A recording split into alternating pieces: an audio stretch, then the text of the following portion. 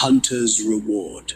The western United States has a long history of bears roaming through its lands. And even though the state animal of California, the grizzly bear, can no longer be found in the state, the mountainous areas in places like Central California is still bear country. These particular bears tend to be black bears, and they roam through the woods, eking out a living the best that they can, which includes the tipping over of trash cans and pilfering their contents. And on occasion, these predatory animals will break into a cabin and eat whatever they come across. However, after one such break-in, the luck of one such bear went south quickly. This is because of the fact that the cabin's owner is a hunter, and he just came back from a successful hunting trip, and it was an unfortunate twist of fate for the bear, because it was due to the freshly killed deer that drew the bear to this particular cabin.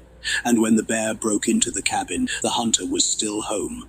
Upon seeing the bear in his cabin, the hunter manages to quickly grab his rifle and kill the bear. After completing this task, the hunter notices that the bear has a young cub with it. Not bothering to call animal control to take care of the cub, the hunter just uses his rifle to kill the cub as well. After reporting the incident and dealing with the sheriffs and federal rangers about the incident, an investigation was conducted which led to the hunter being cleared of any wrongdoing, concluding that he acted in self-defense. And through some negotiations and payments, either over the table or under it, the hunter was able to keep the bodies of these two dead bears. Once legally obtaining the bodies of these bears, the hunter has the mother bear and her cub mounted, followed by having them proudly displayed within his cabin. Not long after he put the bears on display, weird things begin to happen around the cabin. People who would visit would claim that they heard odd noises while at the cabin and would claim that things would be moved about when no one was around. But the hunter would dismiss these claims as mere nonsense. In regards to the misplaced items, people were just mistaken, that's all. They must have just put things down in one place and thought that they put them somewhere else, or that they thought that an item was in one spot when it actually was in another.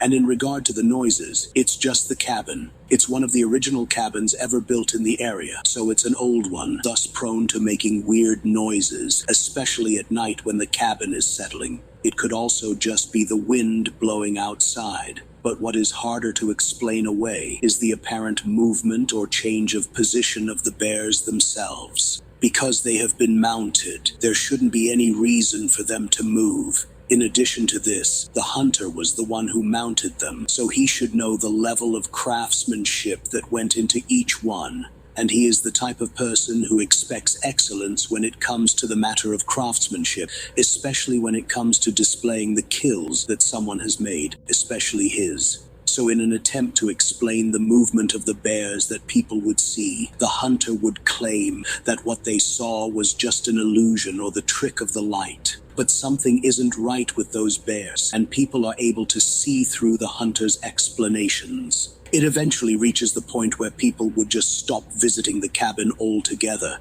So whenever the hunter would like to visit with other people, he would have to go to their place or meet them at one of the local restaurants to do so. And with how the hunter is, when he says that he's going to do something, he's the type to keep his word. So after the hunter fails to show up for a get-together with some of his friends, this causes them to become concerned.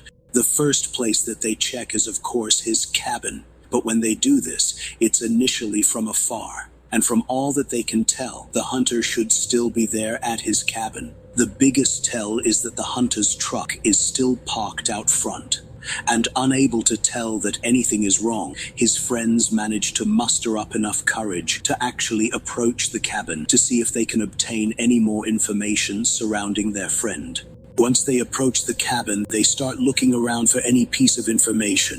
From what they can tell, nothing seems to be out of the ordinary or out of place. As a result of this, they decide that the next thing that they have to do is go inside and check, though none of them want to do this. And besides, all of the doors are locked. But knowing where a spare key is kept, one of them grabs it and actually summons enough courage to use it and actually go inside. Once entering the cabin, this brave soul sees that there is a bloody mess located in the living room, but no sign of the hunter. Seeing the blood, this individual leaves the cabin, followed by contacting the authorities. This results in something that the hunter truly finds appalling and offensive: that police or any other type of law enforcement agent encroaches upon his property, especially without his permission. As the law enforcement agents conduct their investigation of the cabin, they notice that the vast majority of the blood is located upon the recliner found in the living room, upon the two mounted bears, and the space between the two.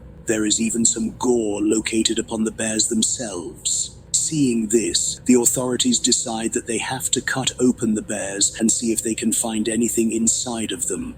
Upon opening up the bears, they find human remains located inside of them. In order to confirm that the remains are human, they have to be scientifically tested. These tests come back as positive for human remains. Accompanying the remains found inside the bears are some personal effects that connect the remains with the hunter. Even though there is no official ruling on the cause of death, people who know the case or are somewhat familiar with it suspect that the hunter's death has to do with those two bears. Depending upon who you talk to will determine what details you will hear dealing with the matter, and these details will vary wildly. But what all of these stories can agree upon is that two mounted bears returned to life and attacked the hunter as retribution for what he did to them, eating him in the process. If you talk to some of the more crude individuals, they will say that it's a shame that the bears weren't able to digest the hunter, because they think that it would be the final insult if the bears would have been able to shit the hunter out into a huge steaming pile of waste. But regardless of the details and the wild speculation that surrounds the incident, when the investigation finally comes to a close, the bears were destroyed by fire and their ashes scattered throughout the woods. The scattering of the ashes also involves throwing them into the lake. When the ashes were being scattered into the lake, some of the witnesses thought that they saw the nose swimming about in the water, but this bit of detail cannot be verified. But when the bears were finally destroyed and put to some form of rest, the strange occurrences at the former hunter's cabin finally came to an end.